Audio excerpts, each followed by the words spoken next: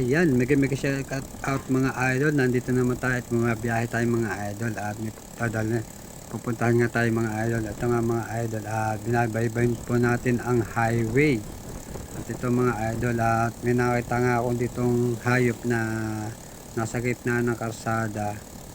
Kaya ang mga idol, ang ginawa ko ng mga idol dito ay akala ko nga mga idol buhay pa siya dahil parang akong naghihiminga pa sa gitna ng karsada. Kaya mga idol, ginawa ko mga idol dyan, chinek ko muna baka may buhay pa nga pero mga idol, nasa gitna siya ng karsada, patay na. Kasi ang tuwama niya mga idol ay sa ulo.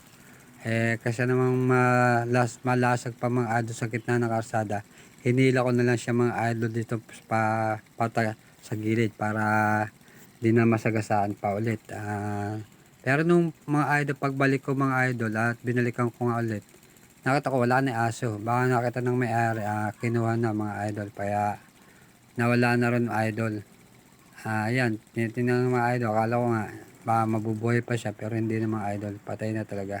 Kasi ulo, ang laki ng tama ng ulo.